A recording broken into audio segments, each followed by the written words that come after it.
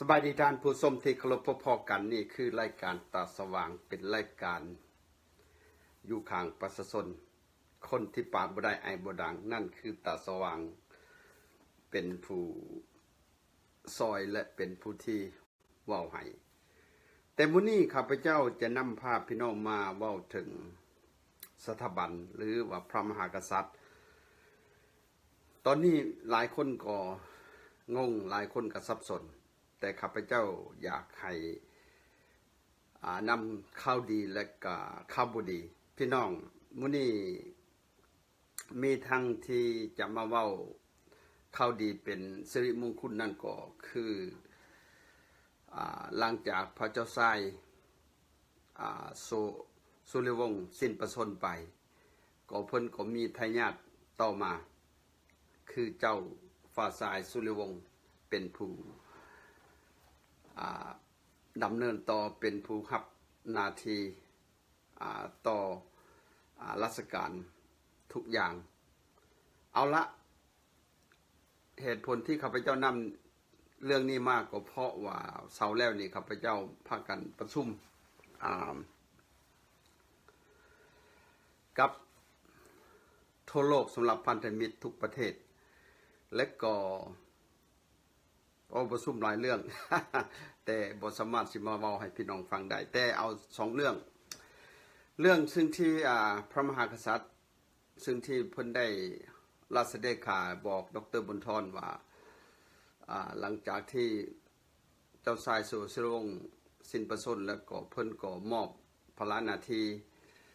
แต่งตั้งให้เจ้าชายสุริวงศ์เป็นผู้ที่รับหน้าที่แทนอันนั้นอันหนึ่งอันที่สองก็เพิ่นก็อยากให้พี่น้องผู้นำพันธมิตรจัดกองประชุมแล้วก็เชิญเพิ่นมาเป็นประธานแต่ข้าพเจ้าก็ทุกคนก็เห็นดีแต่ข้าพเจ้าก็บอกในกองประชุมว่าให้คิดพิจารณาเพราะจังน้อยคนที่สวยโอกาสที่โจมตีพวกเฮาว่าพวกเฮานี่เอาสถาบันหรือว่าเอาปรมีพระองค์นะเขาต้องให้ปรมีไทยเพิ่นจัดขึ้นแล้วก็เชิญทุกองค์การและก็พวกพันธมิตรเฮาก็พร้อมน้อมรับถ้าเพิ่นอยากรับใส่หยังถ้าเพิ่นอยากให้พวกเฮาซอยหยังแต่ข้าพเจ้าจะให้พี่น้องไปเบิ่งเพราะว่าลูกหลานบางคนที่บ่รู้จักว่าพระองค์เป็นไผเนาะอันนี้คือโซซิลวงที่เพิ่นได้สิ้นพระชนม์ไปวางแล้วนี้ที่เฮาได้เฮ็ดชาปนกิจศพเรียบร้อยขึ้นสวรรคตแต่ผู้ที่มาสืบทายาทก็คือผู้นี้ทานสุริวงศ์ทานสุริวงศ์นี่เป็นเจ้าฟ้าชายเป็นบุตรขององค์มงกุฎเป็นหลานของโสสิริยวงศ์เพราะว่าองค์มงกุฎก็ได้ไปถือพวกคอมมิวนิสต์จับไปอยู่ศูนย์สัมมนาก็ได้สิ้นพระชนม์นำเจ้าชีวิตเฮาคือสีสว่างวัฒนาเดี๋ยวนั้นรัชทายาทองค์สุดท้ายและพ้นก็บ่ทันได้เท่าปานใดก็สิรุ่นเฮาเจ้าข่อยเพิ่นยังมีภารกิจเดี๋ยวนั้นพวกเฮาก็ปรับปลื้มซื่นประทัยซื่นใจสำหรับเพิ่นได้รับหน้าที่ตำแหน่งรัชทายาทนี้เอาละอันนั้นคือความข่าวดีและก็เป็นสิริมงคลแต่มันมีข่าวร้ายนั่นก็คือมีคนจับจ้วงล่วงละเมิดข้าพเจ้าบอกตามตรงข้าพเจ้าก็บ่แม่นสิเป็นคนที่ฮักหรือว่าเทิดทูนสถาบันหรือว่าเป็นผู้มักราชาธิปไตยข้าพเจ้ามักประชาธิปไตยแต่ว่าความถูกต้องความเป็นธรรมเพราะว่ากษัตริย์เพิ่นก็เป็นมนุษย์คือกับเฮาการที่ล่วงละเมิดการที่กล่าวหาการที่โจมตีการที่อันนั้นไปนี่เพราะว่าเจ้าชีวิตเพิ่นบ่ได้ออกมาตอบโต้เฮาแต่ผู้ใดจะเว้าหยังก็ได้ ยาขนั้นถ้าว่าไพ่ฟ้าประชากรเมินเสยที่บ่ปกป้องเพิ่นก็บ่มีผู้ใดที่เพิ่นสิออกมาในราชวงศ์เพิ่น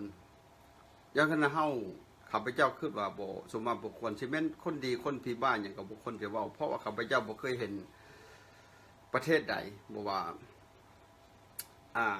อยู่ในประเทศเสรีประชาธิปไตยการเทิดทูนการเสนอแนะการถวายความแนะนำพระองค์ได้ว่าอยากให้พระองค์เฮ็ดหยังแต่ว่าสิไปบังคับให้เพิ่นเล่นการเมืองบังคับให้เพิ่นนำทัพมันบ่แม่นแนวเพราะว่าพระมหากษัตริย์เพิ่นอยู่เหนือกฎเพิ่นอยู่เหนือความขัดแย้งเพิ่นบ่ได้เล่นการเมืองและบางคนเอาเจ้าสุพรรณวงศ์กับสุนทรภพมาเสริมกันกับเพิ่นแล้วก็มาด่าพวกเพิ่นมันบ่ได้ถูกต้องสุพรรณวงศ์เพิ่นบ่ได้อุปเสกเป็นกษัตริย์และเพิ่นก็เป็นทายาทเป็นมอมแล้วก็นั้นสิมาว่าเพิ่นคัดแย้งและโดยเฉพาะที่ข้าพเจ้าบ่เห็นสุมาพระควรก็ไปทิมโทษใส่เสื้อพระวงศ์กษัตริย์ว่าบ้านเมืองแตกแยกข้าพเจ้าไปสังคมแตกแยกบ้านเมืองขากันบ้านเมืองนั้นเมืองนี้ว่าเป็นน้ำพวกเจ้าเป็นน้ำพวกเจ้าข้าพเจ้าคิดว่าบ่สมมาพระควรบ่เหมาะสมโดยเฉพาะใส่วาจาก้าวร้าวจาขาจาฟันเว้าเพิ่นหมู่มาอันนี้ก็บ่สมมาภาควรถ้าพวกเฮาอยากแนะนำพระองค์ก็แนะนำเพราะพระมหากษัตริย์สิไปให้เพิ่น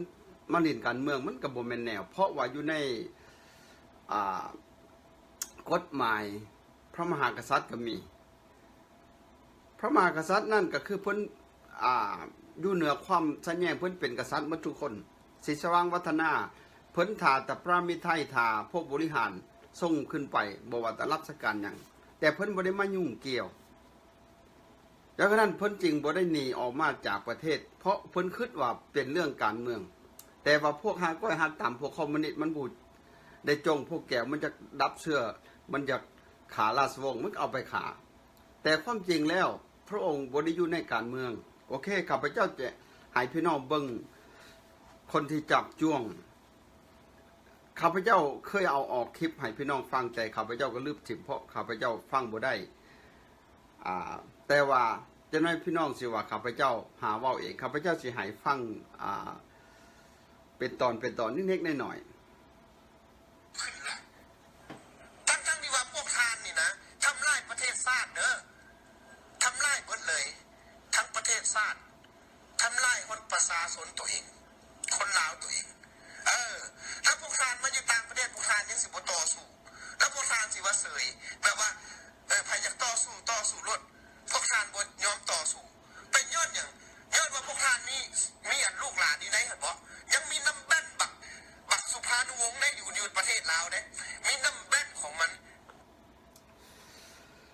โอเคอันนี้ก็ภาคส่วนหนึ่ง